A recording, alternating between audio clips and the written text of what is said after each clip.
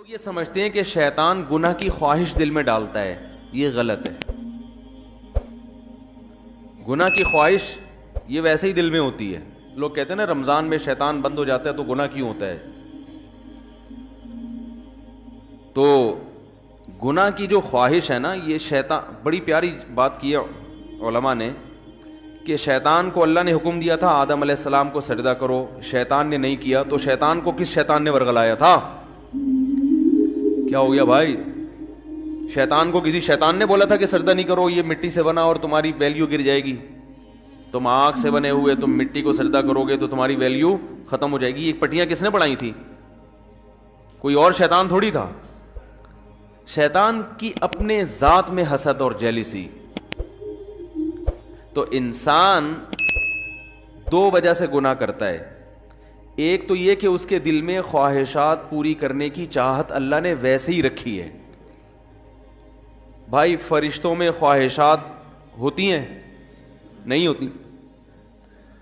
فرشتوں میں نہ روٹی کی خواہش نہ کوئی اور خواہش، تو اللہ نے انسانوں میں رکھی ہوئی ہیں۔ روٹی بھی چاہیے، صحت بھی چاہیے، گھر بھی چاہیے، گاڑی بھی چاہیے، عزت بھی چاہیے، بہت ساری چیزیں چاہیے کر کے وہ ایک طویل فہرست بنائی ہوئی ہے اس نے۔ سر پہ بال بھی چاہیے، یہ بھی ضروری ہے۔ آج کل کے ہمیشہ سے چاہیے، لیکن میں ان لوگوں سے کہتا ہوں کہ جو سر کے بال کٹا کے یہ سمجھتے ہیں کہ ہم اللہ کو راضی کر رہے ہیں، کم از کم یہ الزام اللہ پہ مت لگاؤ، ٹھیک ہے نا؟ بال کٹائیں، بعض لوگوں پہ ٹرینڈ اچھی لگتی ہے، لیکن اس کو سنت نہ سمجھیں۔ تو انسان کی طبیعت ایسی ہے کہ وہ خواہشات کی طرف مائل ہوتا ہے، اس کی فطرت ہے۔ وہ تو شیطان نہ بھی کہے تو مائل ہوتا ہے۔ دیکھو جب روزہ رکھتے ہیں تو ہمارا پانی پینے کا دل چاہتا ہے کہ نہیں چاہتا ہے پیاس میں؟ تو یہ شیطان سمجھا رہا کہ پانی پیو؟ بولے نا بھائی، وہ تو میڈیکل سائنس یہی کہتی ہے کہ جب پیاس لگے گی تو پانی پینے کا دل چاہے گا، تبھی تو روزے کا ثواب ملے گا۔ بھوک لگے گی تو روٹی کھانے کا دل چاہے گا۔ ہاں، اب مسلمان یہ دیکھتا ہے بھائی اللہ کی طرف سے اجازت ہے تو کھا لو، اجازت نہیں ہے تو نہیں کھاؤ۔ اب روزہ ہے تو اللہ کی طرف سے اجازت نہیں ہے، بعض دفعہ اللہ کی طرف سے کھانے کا حکم ہوتا ہے۔ کسی ایسے شخص نے نفلی روزہ آپ نے رکھا ہوا ہے، دعوت کر لی جو آپ کے بڑوں میں سے ہے، قریبی رشتہ داروں میں سے ہے، آپ اس کی دعوت اٹینڈ نہیں کریں گے تو وہ ناراض ہونے کا خطرہ ہے، تو پھر شریعت کا حکم کیا ہے؟ یہاں روزہ توڑ دو، روزہ توڑ کے اس کی دعوت کھا لو۔ پھر فقہا کا اختلاف ہے، بعض کہتے ہیں کہ بعد میں قضا کرے، بعض کہتے ہیں نہیں کرے۔ امام حنیفہ کے نزدیک بعد میں قضا کرنا ضروری ہے۔ تو یہاں کھانا کیا بن گیا؟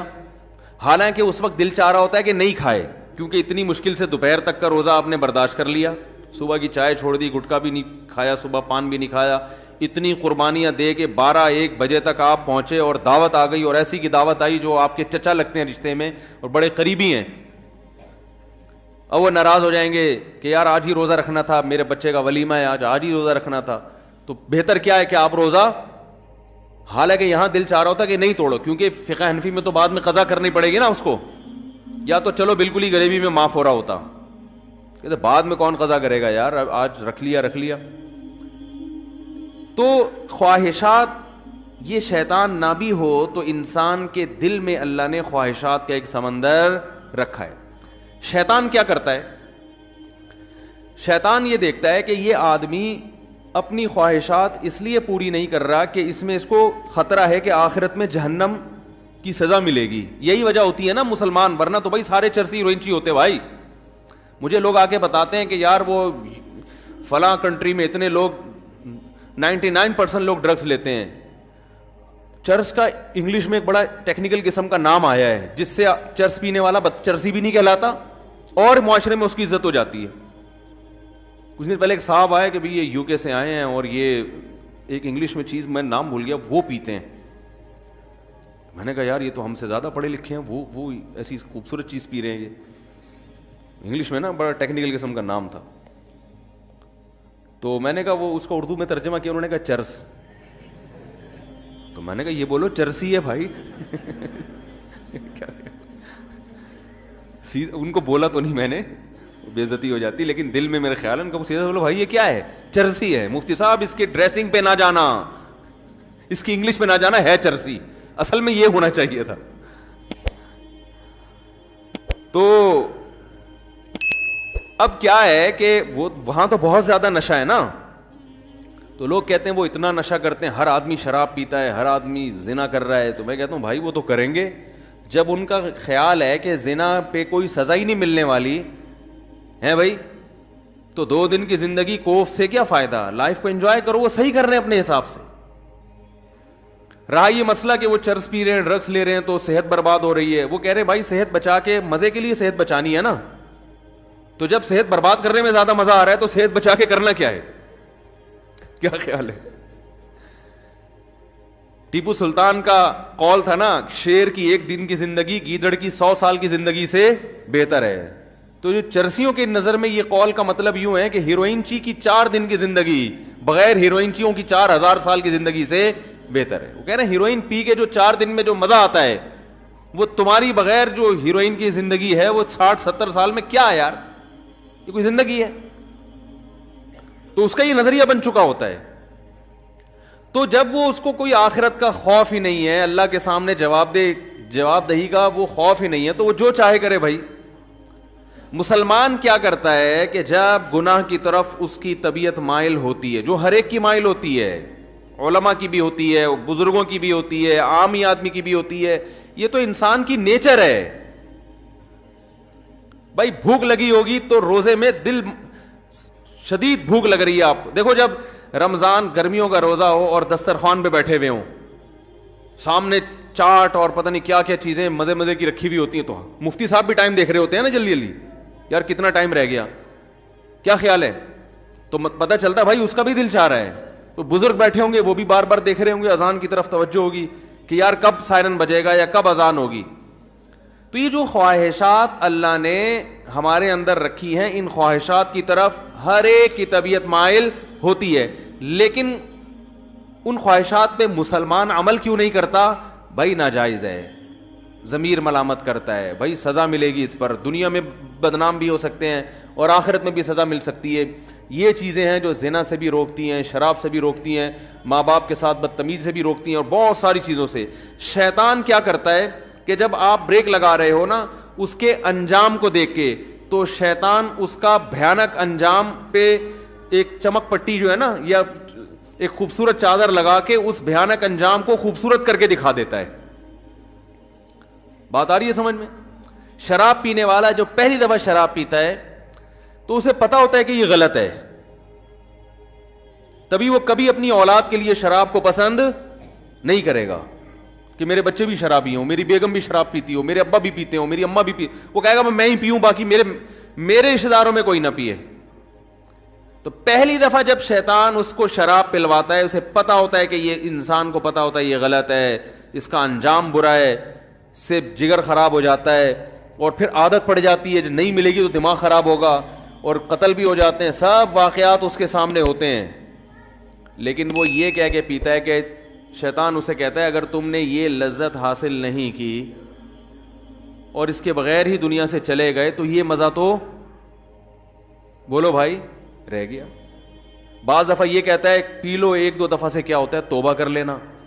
بعض دفعہ یہ کہتا ہے تمہاری ٹینشنیں اتنی ہیں کہ شراب کا جو نقصان ہے وہ نقصان اتنا زیادہ نہیں ہے جتنا یہ ٹینشن تمہیں نقصان دے رہی ہے, تو علاج کے طور پر پی لو, یہ ٹینشن تو ختم ہوگی نا. بھائی لوگوں کو غم ہوتا ہے نا, اسٹریس میں آتے ہیں, کوئی بھاگ گئی, کوئی منگنی ٹوٹ گئی, کہیں جاب لیس ہو گئے, درجنوں قسم کے مسائل دنیا میں لوگوں کے ساتھ چل رہے ہیں.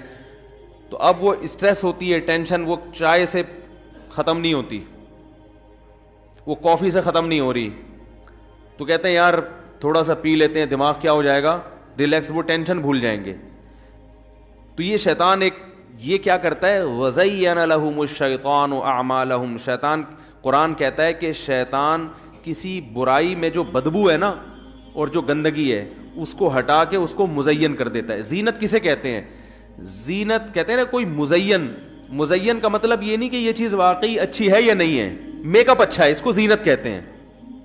بھائی زینت اوپر کی چیز ہے نا, خواتین جو بیوٹی پارلر میں جا کے بنتی ہیں تو کیا اندر سے تھوڑی چینج ہو جاتی ہیں؟ جو بدصورت ہے وہ بدصورت ہی رہتی ہے، جو خوبصورت ہے وہ خوبصورت، لیکن بدصورت کو ڈسٹیمپر کر کے خوبصورت بنا دیا۔ دیکھنے میں بیوٹی پارلر والوں کی کوشش ہوتی ہے کہ دیکھنے میں اچھی لگے۔ دولہا بھی آج کل بیوٹی پارلر جا رہے ہیں، تو اس کا مقصد کیا ہوتا ہے؟ دیکھنے میں کیسا لگے۔ تو زینت کا تعلق دیکھنے سے ہے کہ دیکھنے والوں کو اچھا لگے، حقیقت میں اندر سے اچھا ہو یا نہ ہو، کیونکہ اندر سے اچھا کرنا اس کے لیے بادام کھانے پڑیں گے روزانہ ایک پاؤ، پستے کھانے پڑیں گے، اور پھر ایکسرسائز، جاگنگ۔ کہتے ہیں یار 6 سال میں جا کے پھر بھی یقین نہیں ہے کہ لگیں گے بھی نہیں لگیں، صحیح ہے نا؟ تو اس کا طریقہ یہ وقتی طور پہ بادام میں وٹامن ای ہوتا ہے، تو ایسا کوئی ڈسٹیمپر کر دو جو دیکھنے میں ای نظر آئے، دیکھنے میں لگے بھائی اسکن جو ہے وٹامن ای سے بھری ہوئی ہے۔ تو وہ وقتی طور پر کام چلایا، اس کے بعد پھر جو ہے شادی مادی ہو گئی، اس کے بعد دوبارہ سے ویسے ہی پرانے جیسے تھے ویسے ہی نکل آئے۔ تو زینت کا مطلب کیا ہوتا ہے؟ دیکھنے میں اچھا۔ تو قرآن کے الفاظ دیکھیں، وَزَيَّنَ لَهُمُ الشَّيْطَانُ أَعْمَالَهُمْ، شیطان ان کے برے اعمال کو مزین کر دیتا ہے، یعنی برائی سے برائی ختم نہیں کر سکتا، لیکن وہ ایسا بنا دیتا ہے کہ دیکھنے میں وہ برا کیا لگ رہا ہوتا ہے؟ اچھا لگ رہا ہوتا ہے، دیکھنے میں اچھا لگ رہا ہوتا ہے۔ غور کرو گے تو نہیں لگے گا۔ دیکھو جو چیز دیکھنے میں اچھی لگ رہی ہوتی ہے، اگر اس کی گہرائی میں جا کے غور کرو گے تو پھر عقل فیصلہ کرتی ہے حقیقت میں بھی ہے یا نہیں ہے۔ لیکن شیطان جب دیکھنے میں ایک چیز کو اچھی بنا دیتا ہے نا، تو شہوت پرست لوگ پھر زیادہ ڈیپ میں جا کے غور کرنے کا تکلف نہیں کرتے۔ وہ کہتے ہیں یار اچھا ہے نا، بس نظر آ رہا ہے نا اچھا، تو حاصل کر لو اس کو۔ شراب جیسی بدبودار چیز کو بھی شیطان اچھا بنا کے پیش کر دیتا ہے۔